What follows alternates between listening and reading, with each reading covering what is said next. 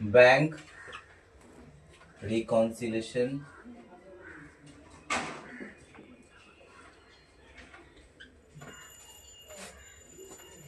Statement, जिसको short में हम लोग BRS कहते हैं।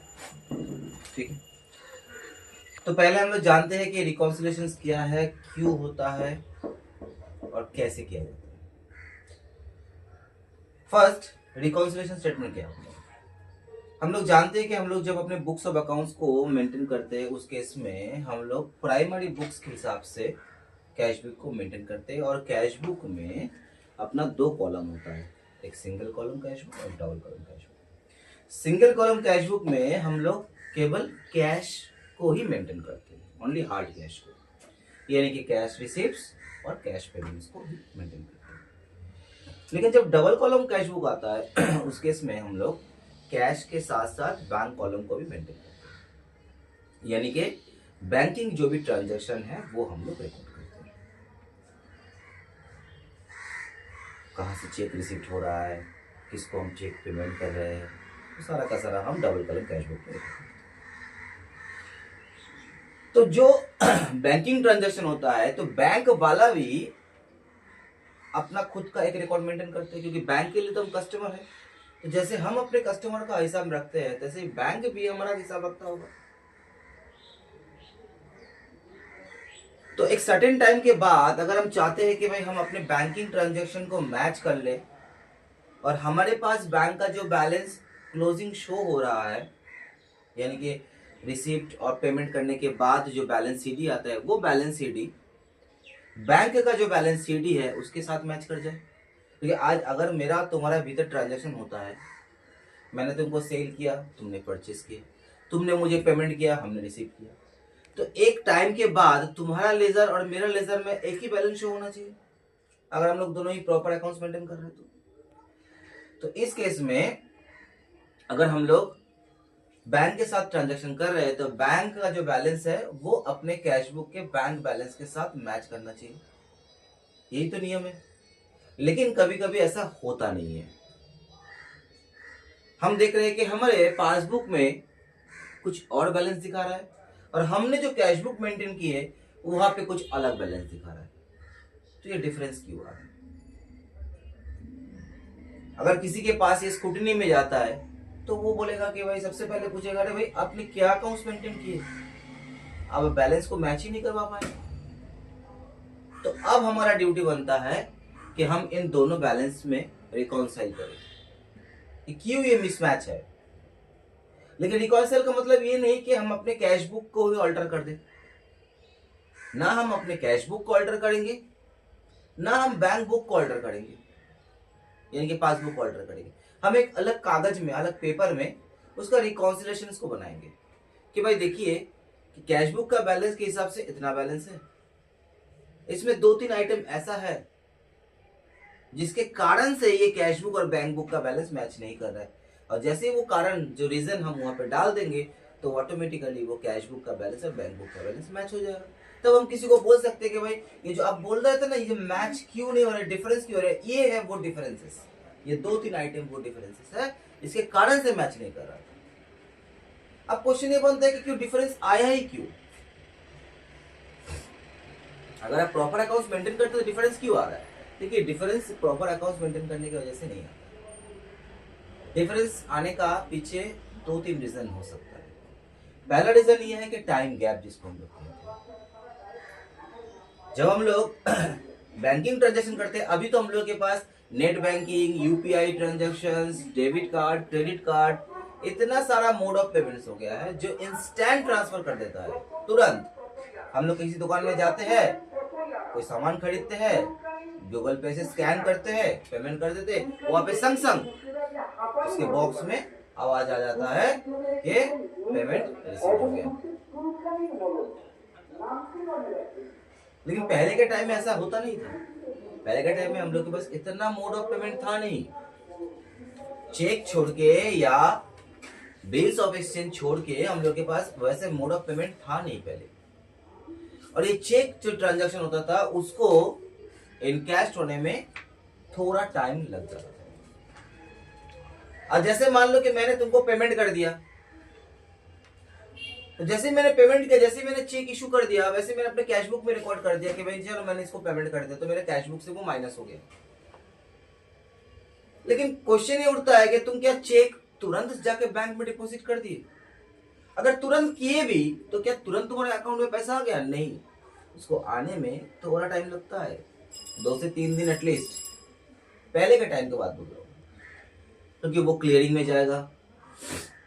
अब मान लो कि मेरा स्टेट बैंक ऑफ इंडिया है और तुम्हारा HDFC बैंक है, तो तुम अपने HDFC बैंक में जमा करोगे चेक को, HDFC बैंक क्या करेगा? सेंट्रल क्लियरिंग के लिए भेजेगा। सेंट्रल क्लियरिंग क्या करेगा? फिर मेरे स्टेट बैंक के हेड ऑफिस में भेजेगा कि आपके एक अकाउंट होल्डर है जिसने HDFC बैंक का अकाउंट होल्डर को पेमेंट किए, आप इसका ऑथेंटिकेशन कर दीजिए। तो जैसे ही मेरे बैंक ने ऑथेंटिकेट कर दिया, संग संग मेरे अकाउंट से पैसा ट्रांसफर होकर पहले सेंट्रल में गया, सेंट्रल क्लियरिंग में गया, देन सेंट्रल क्लियरिंग ने HDFC को ट्रांसफर किया। तो ये लंबा प्रोसेस है, 2 से 3 दिन लग जाता है, बीच में हॉलीडे हो गया तो और कल्याण। तो इसका एक कारण होता है कि हम लोगों का बैलेंस मैच नहीं करता है, और वहां पे जहां पे मान लो कि मेरा मंथ एंड या ईयर एंड हो रहा है, जैसे मैंने इसको पेमेंट कर दिया 28 मार्च और 31 मार्च को मेरा अकाउंटिंग ईयर कंप्लीट हो रहा है, तो 28 मार्च को इसको चेक दिया इवनिंग को, तो इसने क्या किया 29 मार्च को वो जमा किया। तो 29 मार्च को मान लो कि संडे था, उसने 30 मार्च को ये जमा किया। अब 30 मार्च को ये चेक क्लियरिंग में गया और उसके अकाउंट में पैसा पहुंचते पहुंचते 3 अप्रैल हो गया। तो 31 मार्च तक हिसाब करो कि 31 मार्च को अगर हम लोग अपने पासबुक को चेक करते अपने कैश बुक के साथ, हम कैश बुक में क्या किया, इसको पेमेंट दिखा दिया, लेकिन एक्चुअल में क्या हुआ? एक्चुअल में वो पेमेंट हुआ ही नहीं। तो मेरा कैश बुक फालतू का माइनस होकर रखा है, लेकिन मेरा पासबुक जो है वो प्लस होकर रखा है, तो ये एक मिसमैच हो गया। अब कोई पूछेगा कि आपके अकाउंट में कैश बुक में तो आपने बैलेंस कम दिखा रहा है और पासबुक का बैलेंस ज्यादा है, तो हम उसको बोल सकते हैं इसका ये कारण है कि एक चेक जो है वो ट्रांजिट में है, वो प्रोग्रेस में है, वो जैसे क्लियर हो जाएगा वैसे ही मेरा बैलेंस मैच कर जाएगा, उसी के लिए वो BRS बनाना पड़ता है। तो एक तो ये हो गया टाइम गैप, दूसरा क्या हो गया? दूसरा हो गया कास्टिंग एरर्स, यानी कि हम कहीं पे लिखने में गलती कर दी। हमने किसी को पेमेंट किया 1000 रुपीज, हमने कैश बुक में गलती से लिख दिया 10,000, तो मेरा कैश बुक में 10,000 माइनस हो गया, लेकिन पासबुक में तो 1000 ही होगा, क्योंकि एक ही गलती तो दोनों तो करेगा नहीं, हम भी करेंगे बैंक वाला भी करेगा, ऐसा थोड़ी होता है। तो बैंक ने तो सही सही 1000 रुपीज को माइनस किया मेरे पासबुक से, लेकिन मेरा कैश बुक से 10,000 रुपीज माइनस होकर रखा हुआ है, इसलिए मेरा कैश बुक कम दिखा रहा है। तो ये सब डिफरेंसेस है, ये सब कहानी है, ये सब रीजन है जिसके कारण से मेरा कैश बुक और पासबुक मैच नहीं करता, और हमारा ड्यूटी ये बनता है कि हम उसको रिकाउंसिल कर दें।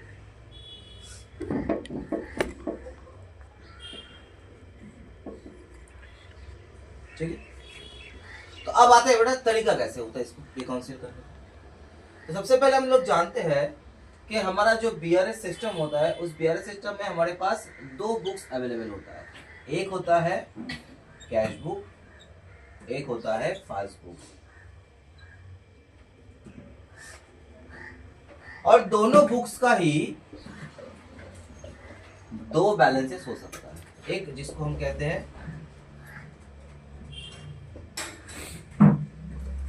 फेवरेबल बैलेंसेस, एक जिसको हम कहते हैं ओवरड्राफ्ट बैलेंसेस। ठीक है, दोनों केस में ही फेवरेबल बैलेंस या तो ओवरड्राफ्ट बैलेंस हो सकता है। तो कैश बुक सोचो, कैश बुक किसका प्रॉपर्टी है? कैश बुक हमारा प्रॉपर्टी, इसको हम मेंटेन करते हैं। तो हमारे लिए कैश बुक का फेवरेबल बैलेंस का मतलब होता है डेबिट बैलेंस, क्योंकि हम जानते हैं कैश हमारे लिए एसेट्स है और एसेट्स का बैलेंस हमेशा डेबिट होता है, और अगर ये ओवरड्राफ्ट हुआ तो वो हो जाता है क्रेडिट बैलेंस। लेकिन पासबुक कौन मेंटेन करता है? बैंकर्स। तो बैंकर्स के लिए क्या है? कस्टमर है। तो हम जानते हैं कि जब भी हम ट्रांजेक्शन करते हैं तो वो उसमें मिरर इफेक्ट होता है।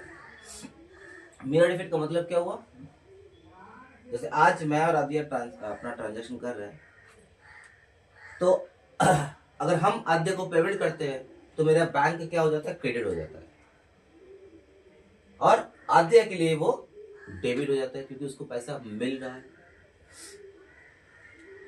अगर आद्य गुड्स रिटर्न करता है तो फॉर एग्जांपल मान लो अगर उसके लिए रिटर्न आउटवर्ड है तो वही मेरे लिए रिटर्न इनवर्ड होगा। अगर उसके लिए क्रेडिट है तो मेरे लिए डेबिट है ना। तो इसको कहा जाता है मिरर इफेक्ट। मिरर इफेक्ट का मतलब क्या होता है, जैसे मिरर के सामने खड़े होकर हम लोग कॉम करते हैं ना, तो राइट हैंड से कॉम करते हैं तो मिरर में दिखता है कि हम लेफ्ट हैंड से कॉम कर रहे हैं, एकदम ऑपोजिट इफेक्ट दिखता है। सब कुछ सेम है लेकिन इफेक्ट ऑपोजिट है, इसको कहा जाता है मिरर इफेक्ट। तो वैसे ही पासबुक जो है वो हमारे बैंकर का प्रॉपर्टी है, तो बैंक के लिए हम तो कस्टमर है, तो जो हमारे लिए डेबिट होगा बैंक के लिए वो क्रेडिट होगा। इसलिए उसका फेवरेबल बैलेंस का मतलब होता है क्रेडिट बैलेंस, और ओवरड्राफ्ट बैलेंस का मतलब होता है डेबिट बैलेंस। तो हमें क्वेश्चन या तो फेवरेबल ओवरड्राफ्ट ऐसे लिख के देगा, या तो डेबिट या क्रेडिट ऐसे लिख के देगा। अब इसका तरीका क्या है, तरीका ये है कि हमारे पास कैश बुक और पासबुक दोनों ही है, हमें बस दोनों को रिकॉन्साइल करना है।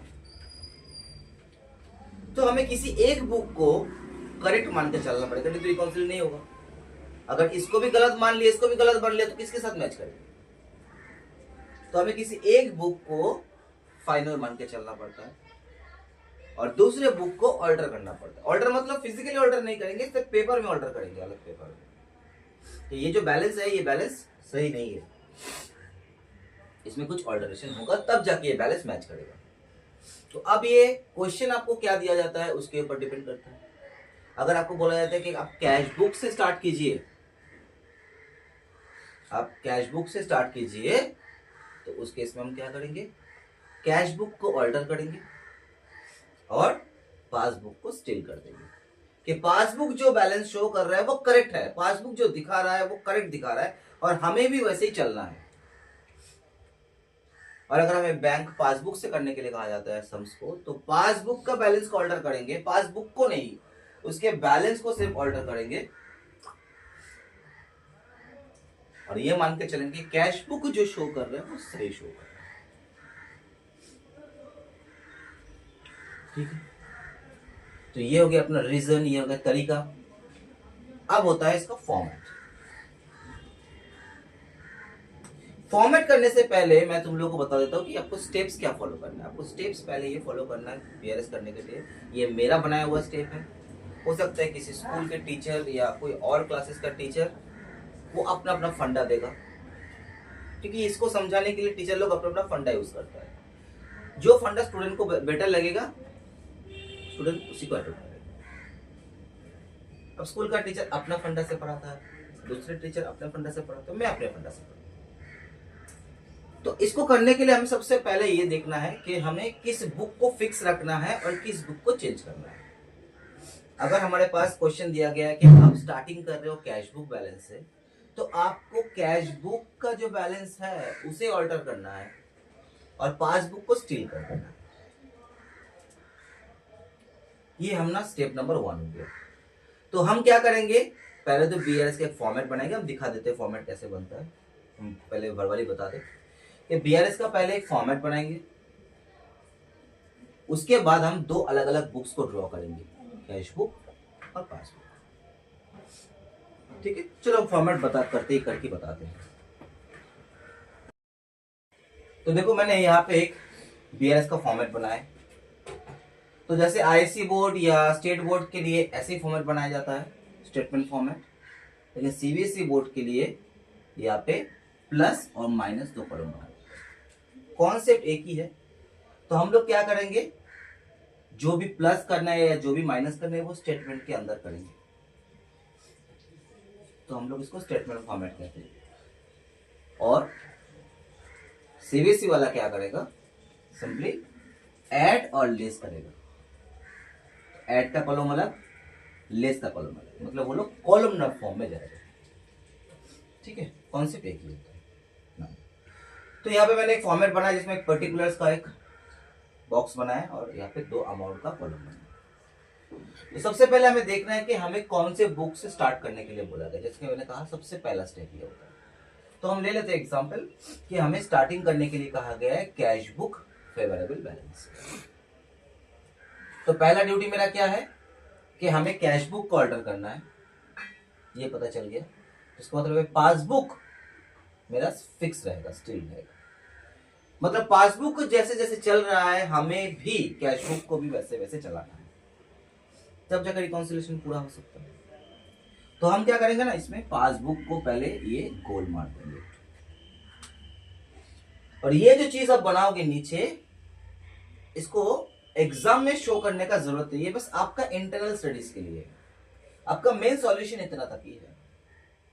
अब अगर आप दिखाते हो स्कूल में एग्जाम में, तो शायद टीचर को कंफ्यूजन हो सकता है कि भाई क्या चीज बनाई है, क्योंकि हम यहाँ पे सिर्फ फिगर से ही लिखेंगे, कोई एक्सप्लेनेशन नहीं देंगे, ना कोई ये वर्किंग नोट है। ये बस हम इसको कर पाए सही ढंग से, उसके लिए एक छोटा सा टेक्निक है। आप बने बेटर होगा आप इसको पेंसिल से बना, उसके बाद आप उसको इरेज कर दो। ठीक है, तो पहले हम पासबुक को गोल मार दिए, मतलब इसको हाथ नहीं लगाएंगे, जो भी ऑल्टरेशन करना है वो यहाँ पे करना है। अब जैसे हम जानते हैं कि कैश बुक का डेबिट साइड यानी कि हमेशा प्लस बैलेंस होता है और क्रेडिट साइड माइनस बैलेंस होता है, अभी भी लिखा था उसके पहले। और पासबुक का उल्टा माइनस प्लस, पहले ये लिख लिए। और यहाँ पे हम स्टार्टिंग कर दिए bank balance as per CB, as per CB हम मान लेते हैं कि 12,000 दिया। उसके बाद हम 2 सेक्शन बनाते हैं, ऐड सेक्शन और लेस सेक्शन। सीबीएसई वाला बोर्ड लो वही करता है, ऐड यहाँ पे लिखता है और लेस यहाँ पे लिखता है, तो कॉलमनर फॉर्म में करता है, कॉन्सेप्ट से। तो हम कुछ ट्रांजैक्शन का यहाँ पे एग्जांपल देंगे और उसका इफेक्ट यहाँ पे। तो मेरा स्टेप 1 हो गया, पहले कौन सा बुक्स को फिक्स रखना है उसको गोल कर दिया, यहाँ पे कौन से बुक्स को ऑर्डर करना है वो लिख दिए, ऐड एलएस लिख दिए, प्लस माइनस लिख दिए। ये हाँ मेरा स्टेप 1। अब स्टेप 2 सबसे वाइटल। स्टेप 2 में आपको देखना है कि जो भी ट्रांजैक्शन हो रहा है उसके पीछे सोर्स क्या है, मतलब उसको कौन पहले एंट्री कर रहा है, कैश बुक वाले पहले एंट्री कर रहे हैं या पासबुक वाला एंट्री कर रहा है, बैंक पहले। तो जो हमारे हाथ के थ्रू ट्रांजैक्शन होता है, जो ट्रांजैक्शन हमारे हाथ के थ्रू होता है, यानी कि चेक डिपॉजिट्स करना या किसी को चेक इशू करना, ये कौन करता है, ये हम करते हैं। और हम जब भी करते बेटा उसको हम अपने रिकॉर्ड में चढ़ा देते हैं, और अपना रिकॉर्ड क्या है, कैश बुक। तो अगर हम डिपॉजिट करते हैं तो हम कैश बुक को प्लस कर देते हैं, अगर हम किसी को पेमेंट करते हैं तो कैश बुक को माइनस कर देते हैं। लेकिन पासबुक उसको प्लस माइनस कब करेगा, जब पासबुक क्लियरेंस में भेजेगा, क्लियर हो जाएगा उसके बाद ही वो कर पाएगा। अगर हम किसी को पेमेंट करते हैं तो हम अपने कैश बुक से माइनस कर देंगे, लेकिन पासबुक उसको कब माइनस करेगा, बैंक उसको कब माइनस करेगा, जब वो एक्चुअल पेमेंट रिलीज होगा। मतलब सीटीसी यानी कि क्लियरिंग हाउस से हमारे पास कंफर्मेशन आ जाता है बैंक के पास कि हाँ आप पेमेंट कर दीजिए, तब जाके बैंक पेमेंट करता है। उसमें 2 दिन भी ला सकता है, 3 दिन भी ला सकता है। तो पहले देखना है कि हु रिकॉर्ड दिस फर्स्ट, क्या सीबी या पीबी। तो हम रिकॉर्ड करते हैं उन आइटम को पहले जो हमारे आपके थ्रू होता है, और बैंक रिकॉर्ड करता है उन आइटम को जो बैंक के थ्रू पहले होता है। यानी बैंक स्टैंडिंग इंस्ट्रक्शन में किसी को पेमेंट करते हैं तो हमारे पास पता थोड़ी चलेगा, हमने तो उसको इंस्ट्रक्शन देके रखा था कि जैसे ही मेरा इलेक्ट्रिसिटी का बिल आएगा, जैसे ही मेरा एलआईसी का बिल आएगा आप पेमेंट कर देना। तो वो पेमेंट करने के बाद मुझे इन्फॉर्म करता है कि आपका ये पेमेंट हो चुका है। इसका मतलब रिकॉर्ड कौन कर रहा है, पहले रिकॉर्ड पहले पासबुक कर रहा है, क्योंकि बैंक उसको इंस्ट्रक्शन के लिए इंस्ट्रक्शन के अंडर में पेमेंट कर रहा है। उसके बाद हमारे पास खबर आ रहा है, उसके बाद जाके हम रिकॉर्ड कर रहे हैं। तो कुछ ट्रांजैक्शन ऐसा होता है जिसे हम पहले रिकॉर्ड करते हैं, और कुछ ट्रांजैक्शन ऐसा होता है जिसको बैंकर्स पहले रिकॉर्ड करता है। तो बैंकर्स पहले रिकॉर्ड करता है किसको, अगर बैंक ने एज पर स्टैंडिंग इंस्ट्रक्शन किसी को पेमेंट कर दिया, या बैंक रिसीव करता है as per the standing instruction, अगर मान लो कि हमारा कोई इन्वेस्टमेंट किया हुआ है उसमें से कुछ इंटरेस्ट वगैरह मिल रहा है और बैंक को बोला गया कि भाई सही टाइम में जाके आप इंटरेस्ट लेके आना, नहीं तो वो ये लैप्स हो जाएगा, हमारा जाने का टाइम नहीं है, आप जाके ले आना। तब जाके बैंकर्स जाता है और लाके वो क्या करता है, मेरा अकाउंट में प्लस कर देता है, उसके बाद मुझे इन्फॉर्म करता है। या मान लो कोई कस्टमर, उसको बोला गया कि आप पेमेंट कर दीजिएगा, ये मेरा बैंक डिटेल्स है, आप उसको पेमेंट कर दीजिएगा, तो वो क्या किया, मेरे बैंक में जाकर डायरेक्टली पेमेंट कर जमा कर दिया। अब मुझे कोई इन्फॉर्मेशन दिया भी नहीं। मुझे इन्फॉर्मेशन कब मिल रहा है, जब बैंक वाला मुझे पता कर ये कर रहा है, नोटिस कर रहा है कि आपका ये पेमेंट जो है इस कस्टमर ने ड्रॉप कर दिया। तो कुछ कुछ ट्रांजैक्शन मेरे थ्रू होता है, कुछ कुछ ट्रांजैक्शन बैंकर के थ्रू होता है। जो मेरे थ्रू होता है उसे हम पहले कैश बुक में रिकॉर्ड करते हैं, मतलब पहले कैश बुक में रिकॉर्ड होता है, उसके बाद पासबुक में रिकॉर्ड होता है। लेकिन कुछ कुछ ट्रांजैक्शन ऐसा है जो पहले पासबुक में रिकॉर्ड होता है, उसके बाद हमारे पास इंफॉर्मेशन आता है, तब जाके हम कैश बुक में रिकॉर्ड करते हैं। क्लियर हुआ मेरा पॉइंट? तो ये मेरा दूसरा काम है।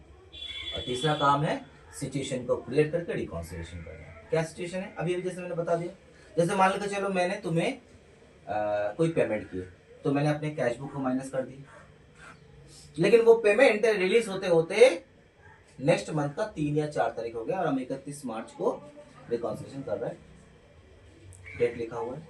और मैंने तुम्हें चेक दिया था 28 तारीख को, 28 मार्च को इवनिंग में, 29 मार्च संडे था, जमा नहीं किया। 30 मार्च तुम्हारा तबीयत खराब था, तुमने जमा नहीं किया। 31 मार्च को तुमने जाकर जमा किया बैंक में, तो डेफिनेटली वो क्लियर होते होते कम से कम 2 से 3 दिन लग जाएगा, यानी कि 3rd या 4th अप्रैल को तुम्हारे पास पैसा जाएगा और मेरे अकाउंट से कटेगा। लेकिन मुझे तो ये सब जानकारी नहीं है कि भाई संडे को तुम नहीं गया, दूसरा दिन तुम्हारा तबीयत खराब है तुम नहीं गया, हम तो तुम्हें पेमेंट कर दिया तो मैंने अपने कैश बुक में माइनस कर दिया, लेकिन पासबुक में से माइनस हुआ नहीं, क्योंकि जब एक्चुअल इवेंट होगा, एक्चुअल पेमेंट होगा, तब जाके बैंकर उसको रिकॉर्ड करेगा। तो इन दैट केस 31 मार्च को सिचुएशन क्या, सिचुएशन ये है कि मेरा कैश बुक जो है वो ज्यादा माइनस होकर रखा हुआ है और पासबुक में उसका कोई एंट्री नहीं है। तो अगर हमको पासबुक को सही मानना है तो हमें इस पेमेंट को हटाना पड़ेगा, क्योंकि मैंने एक्स्ट्रा पेमेंट कर दिया। अब उसको हटाएंगे कैसे? अकाउंटेंसी तो हमें हटाने का कोई मौका नहीं देते कि आपको एंट्री कर दिया उसको आप काट दो, हटा दो। हमें उसका ऑपोजिट इफेक्ट करना है, जो चीज माइनस होकर रखा है उसको बस प्लस कर दो, तो ये प्लस हो गया, ये रिकाउंसिल हो गया। तो ये है अपना तरीका नंबर 3। और यहाँ पे आप जो भी रिकाउंसिल करोगे वही रिकाउंसिल आपको यहाँ पे लिखना है कि कौन सा ऐड, कौन सा लेस। चलो एक एग्जांपल लेते हैं। मान लो क्वेश्चन में दिया गया है कि a cheque has deposited into the bank on 29th of March, but the check was encashed on 3rd April. तो हमने चेक को डिपॉजिट कर दिया 29th मार्च को, तो मैंने जमा किया ना, तो मैं पहले रिकॉर्ड करूंगा कैश बुक में प्लस साइड में।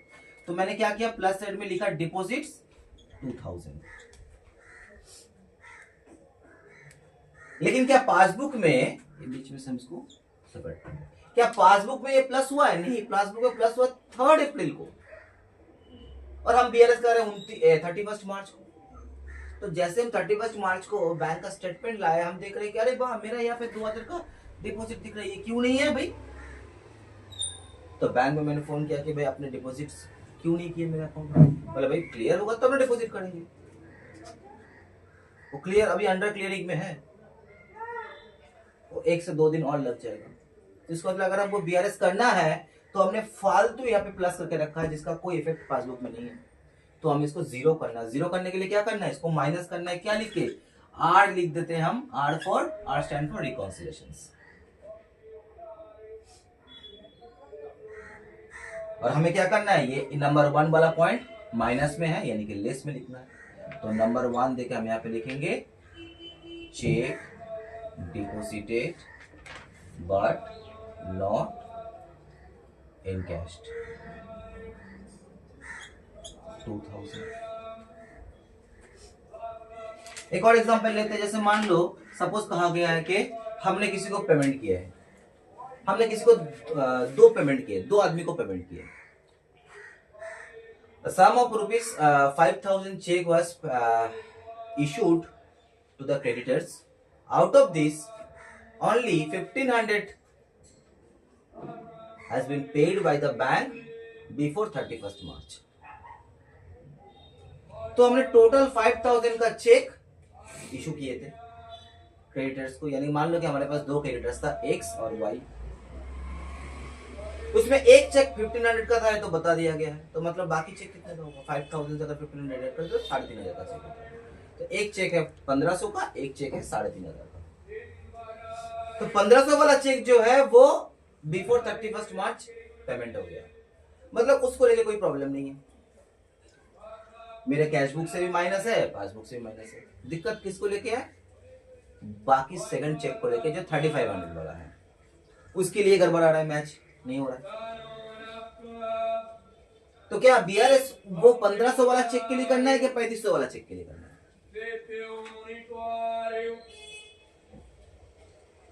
किसको लेके करना है रिकंसिलिएशन? 1,500 वाला चेक को लेके या 3,500 वाला चेक को लेके?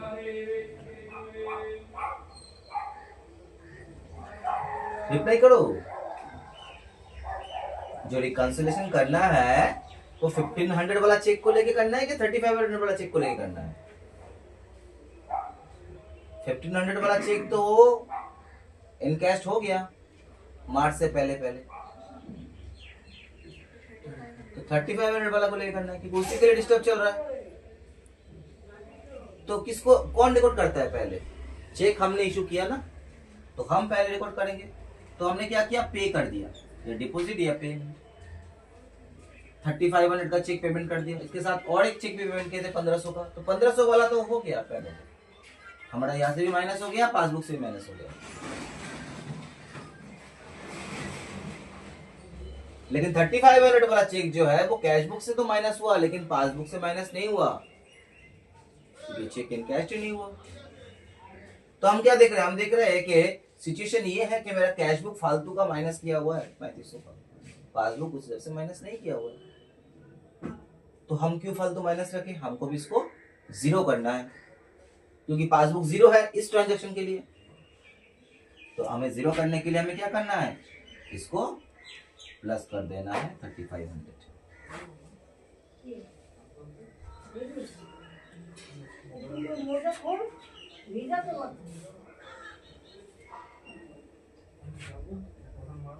तो यहाँ पे ऐड में हो जा रहा है cheque paid but not deducted from passbook 3,500।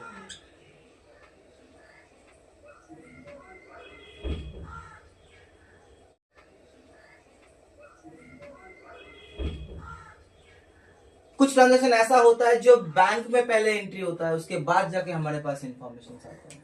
जैसे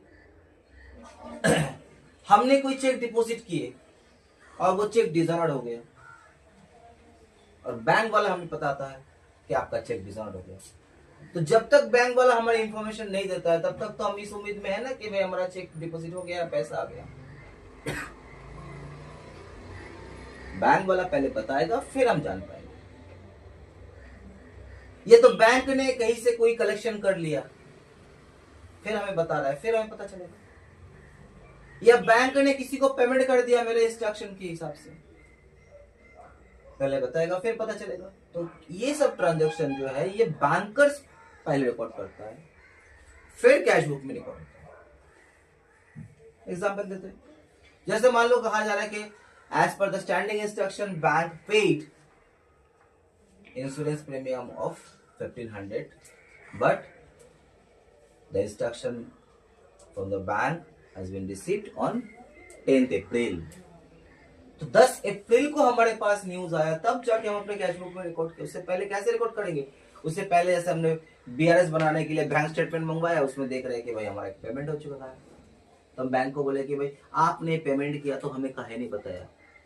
तो वो बोलेगा अरे भाई आपको बताने के लिए तो लेटर जा रहा है, तो बैंक का काम है भाई थोड़ा टाइम तो लगेगा।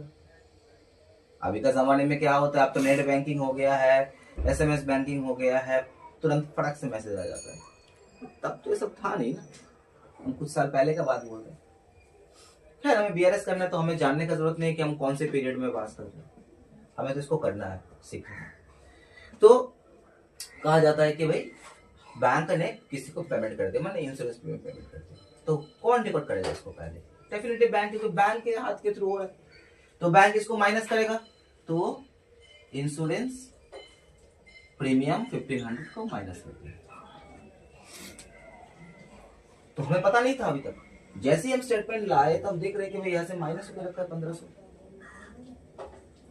तो हमें भी माइनस करना है, क्योंकि बैंक जैसे चल रहा है हमको वैसे चल रहा है। तो हम क्या किए, यहाँ पे रिकॉन्सिलेशन 1500 कर दिया।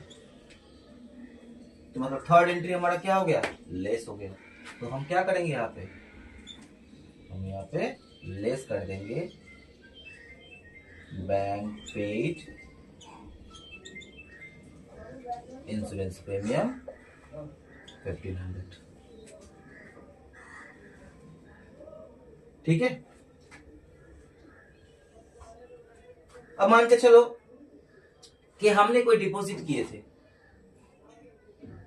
तो हमने जब डिपॉजिट किए थे तो हम अपने कैश बुक को प्लस कर दिए थे, बैंक के पास गया, सेंट्रल क्लीनिंग में गया, उसके बाद सेंट्रल क्लीनिंग में जाके फेलियर हो गया क्योंकि वो चेक डिसऑनर्ड हो गया। लेकिन ये डिसऑनर्ड का इंफॉर्मेशन हमें देते देते बैंक ने 5 से 7 दिन लगा दिया। तो हमने चेक डिपॉजिट किए तो हमारा एंट्री क्या हो जाएगा, हम इसको पहले कैश बुक में एंट्री करेंगे क्योंकि हम डिपॉजिट किए। मान लो कि चेक डिपॉजिट हुआ है 1000 का and the cheque has been dishonoured by the bank but the information received by us on 5th April. तो तब तक तो हमें मालूम है कि भाई ये पैसा बैंक में है, तो जैसे ही हमारे पास इंस्ट्रक्शन आएगा तब तो हम जाके अटेंशन देंगे, अरे बाबा ये तो पैसा डिसऑनर्ड हो गया। तो जब आएगा तब आएगा, लेकिन हम तो अभी 31 मार्च में है ना। 31 मार्च में क्या सिचुएशन है, सिचुएशन ये है कि आपका कैश बुक में 1000 रुपीज प्लस है, लेकिन पासबुक में पैसा अभी तक आया ही नहीं है, पासबुक 0 है। और हमें 0 बनने के लिए क्या करना है, इसको माइनस करना है, रिकॉन्सिलेशन 1000। तो आप क्या करोगे, नंबर 4 वाला पॉइंट क्या करोगे, चेक डिपॉजिटेड डिसऑनर्ड 1000। कोई एक कस्टमर है जिसने बैंक में डायरेक्टली पैसा डिपॉजिट कर दिया, बट हमें कोई इंफॉर्मेशन नहीं था, हमारे पास कोई इंफॉर्मेशन नहीं था, वो बैंक ने बताया तब क्या, या बैंक ने कहीं से कोई डिविडेंड वगैरह कलेक्ट किए हैं, उसके बाद जाके हमें बताया जा रहा है। तो जब तक वो नहीं बताएगा तब तक कैसे पता चलेगा, यूजर में पता चलने का कोई रास्ता नहीं है। लेकिन हम बीआरएस करने के लिए स्टेटमेंट लाए और वो हमें पता चल रहा है। तो एंट्री ये है कि bank has collected dividend ₹2000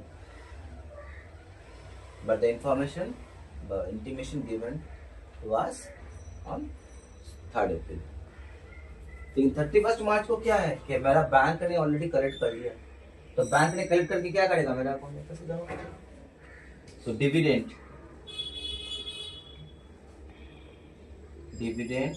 collected कितना का, 2000 का। तो हम देख रहे हैं कि पासबुक में मेरा प्लस किया हुआ है, तो हम भी प्लस करना है, तो हमें रिकॉन्सिलेशन क्या करना है, 2000 ऐड कर देना, क्योंकि पासबुक अगर प्लस है तो हमें पास प्लस करना है। तो हमने क्या किया, 5th नंबर एंट्री यहाँ पे डिविडेंड कलेक्टेड बन जाए 2000।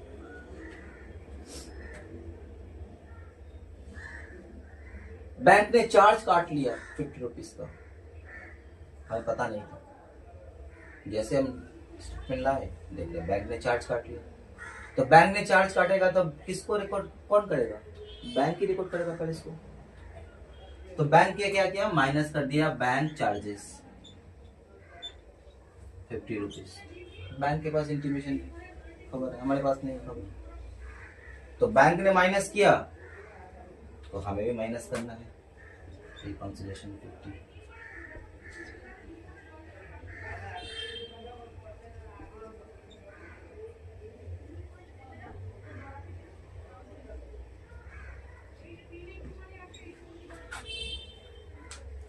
एक और होता है जिसमें ना बैंक भी रिकॉर्ड करता है, कैश बुक भी रिकॉर्ड करता है, लेकिन ऑपोजिट डायरेक्शन में रिकॉर्ड करता है। जैसे आज अगर क्वेश्चन में कहा गया है कि bank credited the interest, bank credited the interest ₹100 has wrongly credited into the cash book। Bank ने क्रेडिट किया इंटरेस्ट, तो बैंक क्रेडिट किया यानी कि पासबुक में क्रेडिट किया यानी कि प्लस कर दिया बैंक, यानी कि उसने हमें इंटरेस्ट दिया। तो बैंक ने मुझे इंटरेस्ट दिया, तो who record this first? Bank record this first under the passbook, और उसने प्लस कर दिया ₹100। तो उसने क्रेडिट किया क्योंकि उसका क्रेडिट साइड प्लस साइड होता है।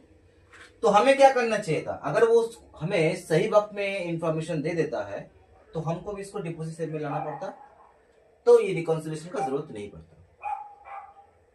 और बैंक ने मुझे सही टाइम में इंफॉर्मेशन दिया, इन्फॉर्म किया कि भाई आपको हमने ये इंटरेस्ट क्रेडिट कर दिया, और हमने क्या सुना कि बैंक ने क्रेडिट किया, तो हमारे कैशियर ने भी क्या कर दिया? इसको गलती से क्रेडिट में लिख दिया, जबकि उसको डेबिट करना चाहिए था। तो हमारे कैश बुक वाले ने क्या किया? इसको भी इंटरेस्ट बोल के क्रेडिट कर दिया ₹100। अब क्या है देखो, बैंक के पास प्लस हो गया 100 और हमारे पास माइनस हो गया 100। तो हमें रिकॉन्सिल करना है, हमें प्लस 100 में जाना है माइनस 100 से, तो हमें क्या करना है? डबल इफेक्ट से जाना है, क्योंकि एक बार 100 को प्लस करेंगे तो ये 0 होगा, दोबारा 100 से प्लस करेंगे तब जाके 100 प्लस में रहेगा। मतलब वही है ना कि रॉन्ग डायरेक्शन में चले गए। आप इस रोड से जा रहे हो, फिर इस रोड से जाने के बाद ये रास्ता दो तरफ से डिवाइड हो जाता है। आपको जाना है इस रोड में और यहाँ पे आपका डेड एंड है, तो आपने क्या किया? यहाँ पे इस रास्ते में घुस गए गलती से, जाके देखते हैं कि भाई ये रास्ता तो बंद है, तो आपको वापस भी तो आना है। तो आप 2 किलोमीटर जाते हैं, फिर 2 किलोमीटर आपको वापस भी आना, तब जाके 0 होता है, क्योंकि आप उस पॉइंट में फिर से आ जाते हैं जिस पॉइंट से आपने टर्न लिए थे। मतलब ये 2 किलोमीटर जाना, 2 किलोमीटर आना, ये आपका बेकार हो गया। तो आपने गलती क्या कर दी? 2 किलोमीटर चले गए थे गलत रास्ते में, 2 किलोमीटर वापस आए तो आपका 0 पॉइंट हुआ, फिर आप सही, तो डबल इफेक्ट हो गया। पहले आप 100 से इसको प्लस करोगे 0 होगा, फिर 100 से प्लस करोगे तब जाके ये पॉजिटिव बैलेंस में डिपॉजिट में। तो आपका रिकॉन्सिलिएशन क्या हो जाएगा? यहाँ पे 100 फॉर रॉन्ग डायरेक्शन के लिए एंड 100 फॉर करेक्ट डायरेक्शन के लिए। तो आपका नंबर 7 पॉइंट क्या हो जाएगा? Bank credited interest 200, debited bank credited interest comma credited in cash. तो इस तरीके से हम चलते रहेंगे जितना भी हमारे पास ट्रांजेक्शन रहेगा, उसके बाद फाइनली इसको इरेज कर दें, क्योंकि हमारे लिए यही जो है मेन क्लियरेंस है। आपको एग्जाम में इसी को शो करना है टीचर। अब आप इसको टोटल करोगे, यहाँ पे 3 आइटम प्लस में है और 4 आइटम माइनस में है, तो 3500, 2000, 5500, 200, 5700 ये हो गया आपका ऐड में। और लेस में कितना हो गया? 2000, 3000, 4550, 4550 ये हो गया आपका माइनस में। तो 12,000 और 5,700 कितना हो जाएगा? 17,700, जहां से आप 4550 को माइनस कर दो,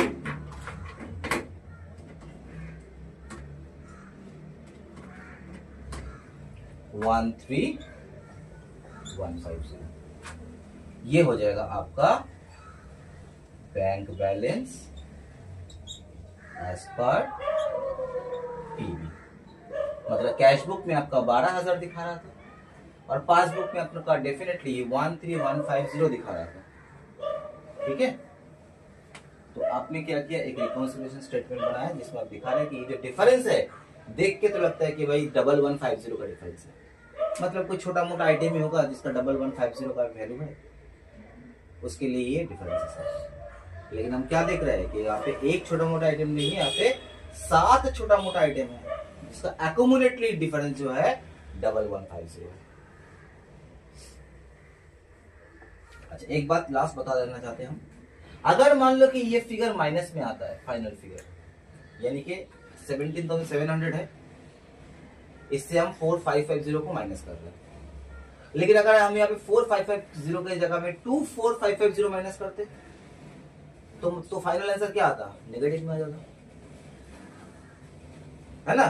तब हम क्या लिखते हैं इसको, बगल में ओडी, ओवर, मतलब तुम्हारा जो फेवरेबल बैलेंस है वो चलते चलते ओवरड्राफ्ट में, अगर ये माइनस में आता है, समझे मेरा बात को। तो पॉजिटिव से स्टार्ट किया, नेगेटिव में एंड हुआ, यानी कि फेवरेबल से स्टार्ट किया, ओवरड्राफ्ट में खत्म हुआ। तो फेवरेबल केस में, फेवरेबल के लिए आपको फेवरेबल लिखने का जरूरत नहीं है, लेकिन ओवरड्राफ्ट में आपको ओडी लिखना पड़ता है। लेकिन अभी इस क्वेश्चन में ये ओडी आया नहीं है, फेवरेबल ही आया है, तो आपको बस ऐसे ही छोड़ देना है। तो उसके बाद फाइनली आपको इसे इरेज कर देना है, क्योंकि ये टीचर की नजर में आए तो टीचर कंफ्यूज हो जाएगा फालतू का, भाई क्या बनाया ये आर आर आर आर क्या लिखा है, उसको तो ये मालूम नहीं कि आर जो है ये अपना का टेक्निक है रिकॉन्सिल करने का। बस टीचर को उतना ही दिखाओ जितना वो चाहते हैं, उतना कुछ दिखाओ। तो ये होता है बीआरएस। अब जैसे जैसे क्वेश्चन सॉल्व करते जाएंगे वैसे वैसे हम आगे